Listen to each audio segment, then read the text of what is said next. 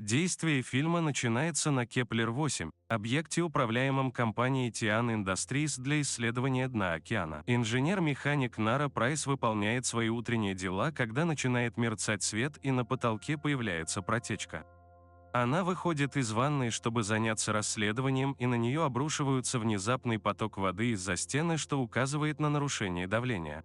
Она бежит по коридору и пытается предупредить идущих людей, чтобы они поторопились к переборке, но к ней присоединяется только Родриго Нагенда. Как только они доберутся до переборки, они собираются закрыть двери, чтобы остальная часть станции не была уничтожена. Но компьютер не отвечает, поэтому Наре нужно его открыть и принудительно запустить его под невыносимым давлением и небольшим количеством времени. К счастью, ей это удается, но она решает подождать, прежде чем закрыть, потому что еще двое членов экипажа бегут по коридору. Однако они не успевают добраться до них, поэтому в конечном итоге она закрывает двери, чтобы остановить распространение разрушений. Компьютер, который они используют, взрывается, в результате чего Нара и Родриго на некоторое время теряют сознание. Когда они просыпаются, экстренная запись сообщает им, что станция скомпрометирована на 70%. Родриго думает, что это было землетрясение, хотя доносятся загадочные звуки снаружи. Нара безуспешно пытается позвать на помощь, поэтому она забирает Родриго, и они отправляются на поиски спасательных капсул. После проверки своего местоположения и статуса в процессорной комнате они должны пройти полный коридор мусора, поскольку это единственный способ добраться до капсул.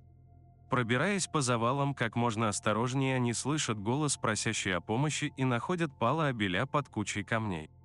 Он присоединяется к ним после того, как находит своего плюшевого кролика. Они втроем проползают через очень тесное пространство и даже находят тело другого члена экипажа, прежде чем наконец добраться до отсека для капсул, где остался капитан Люсьен, в то время как другие скрылись в эвакуационных капсулах, и все капсулы уже выпущены. Пока Нара использует компьютер, чтобы открыть дверь, Люсьен отправляет Пала и Родриго проверить, как дела с подводными аппаратами. Как только комната открывается, Люсьен заводит Нару внутрь и проверяет ее на наличие травм, а затем отправляет ее в диспетчерскую, когда ребята сообщают им, что подводные лодки разрушены.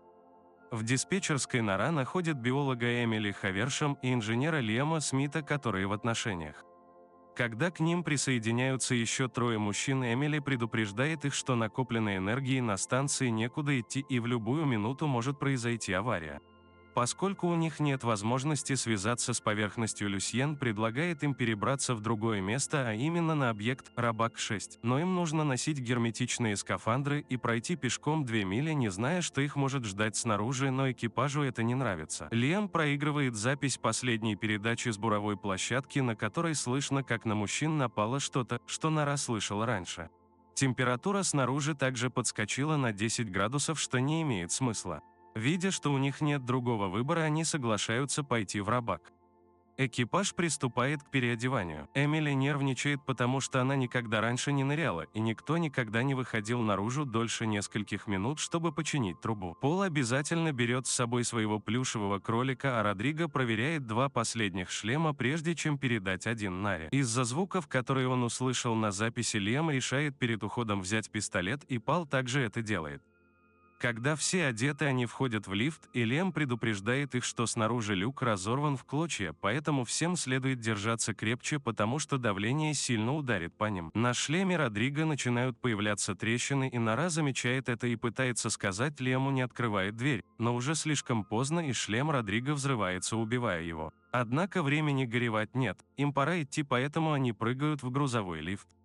Нара чувствует себя виноватой, потому что уверена, что Родриго знал, что его шлем сломан, и дал ей нормальный шлем намеренно, но Люсьен говорит ей, чтобы она привыкла к этому. Когда лифт опускает их вниз, они получают сигнал бедствия от одной из капсул. Думая, что они смогут спасти других выживших, Люсьен отправляет Пала и Лиама на расследование. Перед уходом Пал дарит Эмили своего кролика. Снаружи темно и платформы неустойчивы, но ребята продолжают идти, следуя за Нарой. Здесь также можно услышать странные звуки, и они обнаруживают, что одна из капсул взорвалась и покрыта каким-то странным водорослеподобным организмом.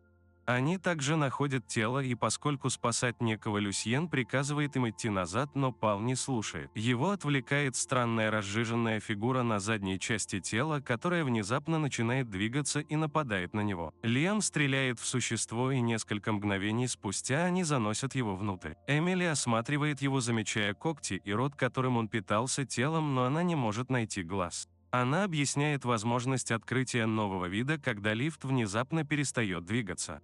Снаружи слышны прежние звуки, и Пал понимает, что существо, которое у них, это ребенок, поэтому он плотно закрывает дверь.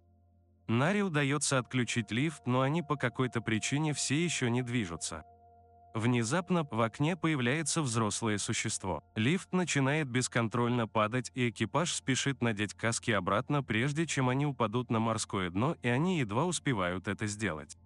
Оказавшись снаружи, им нужно продолжать двигаться быстро, потому что обломки от взрыва падают вокруг них. Лиам ранен, но Люсьен и Нара спасают его и помогают добраться до промежуточной станции, где они обнаруживают, что его кислородный скрубер поврежден. Нара открывает панель управления, чтобы вызвать грузчика, и они проезжают через туннель. Они также слышат существ, следующих за ними снаружи.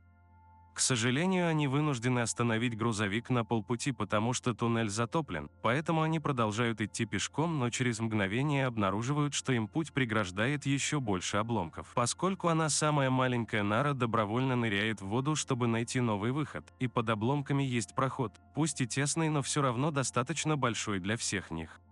Люсьен привязывает каждого члена экипажа проводами, прежде чем отправить их внутрь. Они все проходят без проблем, за исключением Пала, который говорит, что видит что-то позади себя. Поскольку он не идет, команда начинает тянуть за тросы, чтобы забрать его.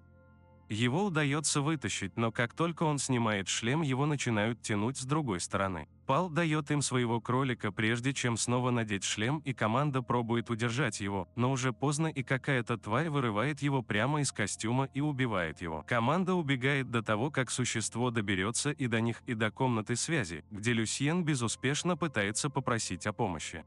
Лиам видит сверло через окно и задается вопросом, как его можно было уничтожить, так как он весит 6000 тонн. Эмили отвечает, что это они виноваты, что копают так глубоко. Люсьен замечает, что окно начинает трескаться, и отмечает, что они не могут тут оставаться, но они беспокоятся о Лиаме, потому что его костюм не выдержит. Он говорит им идти без него, потому что он останется мертвым грузом, но остальные отказываются оставить его и соглашаются помочь ему идти. Все четверо отправляются пересечь дно океана, и не проходит много времени, прежде чем появляется существо, которое, кажется, плавает вокруг них. Они выключают свет в костюме, но это не помогает. Существо появляется снова и ловит Лема и забирает его в пещеру. Поскольку у входа все еще можно увидеть его ногу, Люсьен входит в пещеру и находит его живым, поэтому он начинает его вытаскивать. Оставив Лема с девочками, Люсьен возвращается в пещеру, чтобы забрать пистолет, но существо находит его и затягивает глубже внутрь, забирая за собой и Нару, потому что она подключена к нему проводами. Нара приземляется на плавучую платформу, а Люсьен, запутавшись в ней, висит на ее краю. Она намеревается помочь ему, но появляется существо и подходит ближе, чтобы прижаться ртом к ее шлему. Люсьен прыгает на существо, чтобы оттолкнуть его, и существо тянет его за собой, спускаясь глубже. Давление скоро убьет их, поэтому Люсьен жертвует собой и отцепляет свой костюм от Нары, поэтому она уплывает, прежде чем он взорвется. Нара теряет сознание на несколько секунд, а когда просыпается, обнаруживает, что костюм неисправен. Напуганная осьминогом, она убегает и находит дверь, через которую можно войти на заброшенную станцию Шепард. Плача из-за потери своего капитана и переодевшись в сухую одежду, она проверяет станцию. Попытка отправить Эмили сообщение не сработала, но она находит карту буровой площадки в старом шкафчике Люсьена. Решив выжить, она надевает другой костюм, который находит поблизости, и хватает ракетницу, прежде чем снова отправиться на дно океана, чтобы попытаться добраться до Рабака, как они изначально запланировали. Она следует за маркерами, когда начинает слышать голос Эмили, поэтому спешит к ней и заставляет Эмили бежать, потому что она думает, что Нара одно из существ.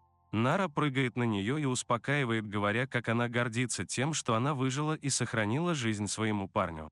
Вместе они тащат Лема по полу и снова начинают идти, пытаясь убрать беспокойство, разговаривая о всяком. Нара рассказывает Эмили о своем женихе, который был лучшим другом Лиама и исчез во время дайвинг-миссии, которую он совершил в одиночку. Вот почему она ненавидит чувствовать себя бессильной и что-либо изменить и считает, что это действительно круто, что Лиам и Эмили есть друг у друга. В конце концов, они наконец натыкаются на светящуюся станцию Рабак. Войдя туда, они обнаруживают, что там находится гнездо этих существ, подвешенное к потолку. Выключив свет в костюмах, девушки пытаются пробраться, но их план терпит неудачу, когда у Эмили начинает звонить кислородная сигнализация. Одно из существ просыпается и хватает Нару, которая говорит Эмили схватить Лиама и бежать к двери. Существо начинает поедать Нару, поэтому она достает ракетницу и стреляет в существо, эффектно освобождая себя. Остальные существа тоже начинают просыпаться, поэтому Нара готовит вторую ракету, только чтобы заметить, что существ внезапно поднимает что-то огромное. Нара стреляет из ракетницы вдаль и обнаруживает приближающегося к ней монстра, это древний Ктулху. После короткого шока она начинает убегать, но существо приземляется позади нее и вызывает взрыв, который вырубает ее. К счастью, ее спасает Эмили, которая хватает ее и уводит на станцию. У Нары заканчивается кислород, но ее шлем застрял, поэтому Эмили хватает огнетушитель и использует его, чтобы взломать шлем, позволяя Наре снова дышать. Помогая Лиаму снять костюм, они втроем бегут по разным коридорам и находят диспетчерскую, где могут увидеть Ктулху и его существ через окно. Нара проверяет карту станции на компьютере, затем ведет своих товарищей по команде к очагу для капсул. Станция медленно затопляется, а некоторые двери запираются из-за чрезвычайной ситуации, но им удается найти дорогу, уклонившись от набегающих волн. Их ждут 3 капсулы, но только 2 из них работают, и Нара не сообщает об этом остальным. Они помещают Лиама в первую капсулу и отправляют его с плюшевым кроликом Пала, а потом очередь Эмили, но она отказывается войти, когда обнаруживает ложь Нары. Поскольку время у них на исходе, Нара бьет Эмили кулаком и заставляет ее войти в капсулу и говорит ей, что все будет в порядке, прежде чем отправить ее.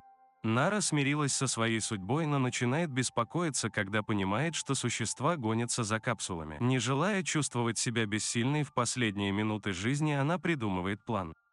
Вспоминая слова Эмили о том, что на станциях накопилось много энергии, которую некуда девать, Нара использует компьютер, чтобы инициировать перегрузку ядра Рабака, что вызывает мощный взрыв, который убивает ее, Ктулху и его существ и позволяет капсулам безопасно сбежать. Фильм заканчивается показом различных новостных статей и репортажей, в которых содержится вся информация под грифом «Засекречено» и никому не разрешено разговаривать с выжившими.